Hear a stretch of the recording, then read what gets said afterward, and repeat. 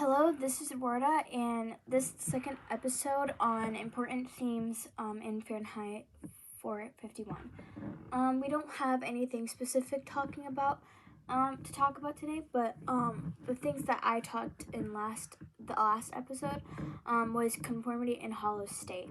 We're just gonna talk about important themes that are that need to be talked about, and just you know to be analyzed and everything like that. So I do want to talk more about the hollow state of the world. So let's get on to that. Um, like I said last time, the hollow state of the world was the state of the society in Fahrenheit 451 was very just it was very bad, and it was heading towards destruction. Like I said in the last episode, I said that the people who organized this society to be like the way it is now in the book really wanted their society to have less conflict. Like they wanted more peace, like books. They targeted books. They wanted to, because like maybe there's something that didn't agree with, like books that sad stuff that would be argumental for um the citizens. Like maybe someone got offended with something in the book, maybe someone got offended with all sorts of things. And I feel like the people who wanted the society to be like this, the government or whoever started with this idea, just wanted to erase books, and they wanted to erase the history that comes with it. So anything that was offensive, anything that was blah blah blah, everything that was offensive, they want to get rid of, and they didn't want people to remember the offensive history. But what if really it was a way to just it's like an excuse to script the society that they're living in? Like, I don't know.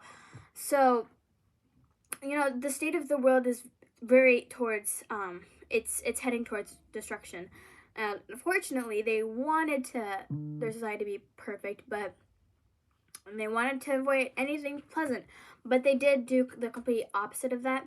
And so the state of their society in Fahrenheit 451 is a dystopian type of society. And yeah, it's very sad because no one really has a sense of morality in the society, because they want to be, like I said, the two topics I talked about in the last episode was conformity and the hollow state. The conformity of plays a huge part in the state of the society. No one has a sense of morality because for example, Mildred, who for me, I think it was very unintelligent on Montag's part to talk to Mildred about the books and reading a poem in front of their friends and everything like that, because Bridget, Mildred, she doesn't have a sense of everything. She's too deep into the society, too deep into the norms, and too deep.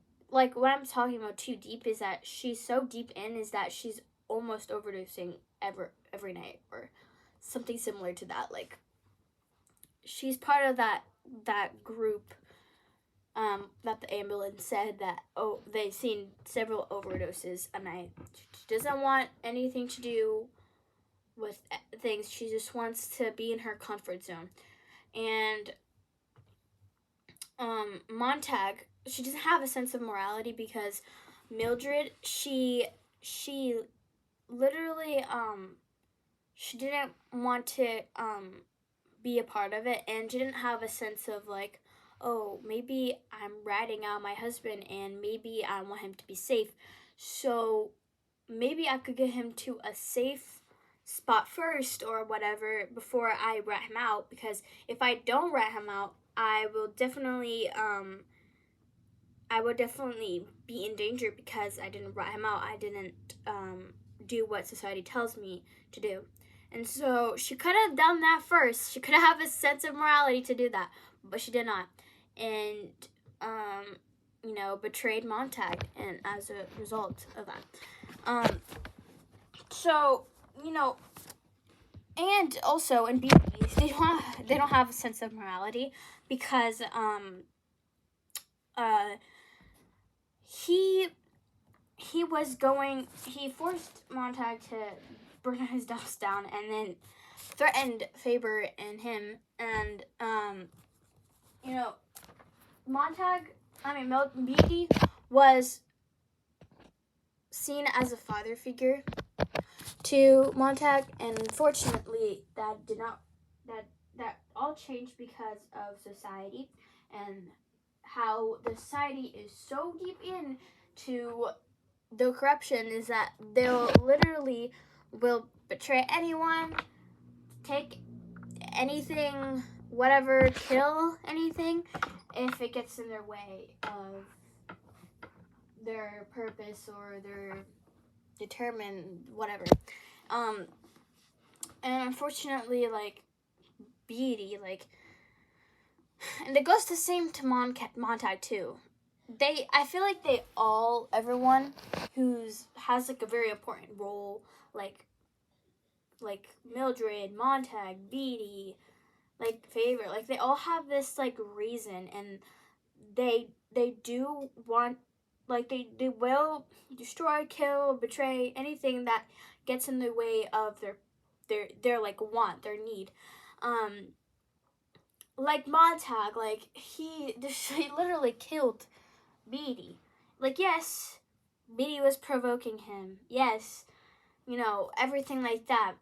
But that was, he killed Beatty because did Beatty threaten him? Yes. So Montag wanted to kill Beatty because he was standing in his way. All of them, the state of the world is so bad because every single citizen has a sense of selfishness instead of a sense of morality, because they have no morals. No one has no morals. And even Faber and Montag, who were seen as good characters, seen as protagonists in the story, I don't see them ever being a protagonist. I don't see them being that way because of the pardon me, because they all have a sense of selfishness, because they all are trying to destroy things. They're all sacrificing things to get their way. Beatty, he tried to manipulate Montag, but that didn't work. And so when he figured out that didn't work, he was trying to take it up to desperate measures. And then Faber, he wanted the books to become a thing in society, but he didn't do anything because of his safety. That was his selfish reason. Beatty, he wanted the society to be kept in the way it was. He wanted Montag, his, he was the father figure of Montag. He wanted everything to be the way that it was. That was his selfish reason. Mildred, their marriage was terrible. Mildred didn't want, wanted her TV, or wanted to be in this constant routine of overdosing, TV, being with her friends and watching these things. That's her selfish reason. She didn't want anything to get in the way with that because that was her comfort zone. And Montag, his selfish reason was that he finally found something that was new to him. Clarice, she was his first real thing in his life. And I'm almost finishing up. and I might do another episode on that. But Clarice was this only real thing to, because his marriage sucked. Yes, Beauty was a father figure, but nothing in his life, it was all the same. It was all in a comfort zone. Clarice pushed him out of it. Clarice was the only one who was real in his life. And I feel like Books was a selfish reason, because Clarice, after she died, Clarice was his only, Books was his only connection to Clarice. And,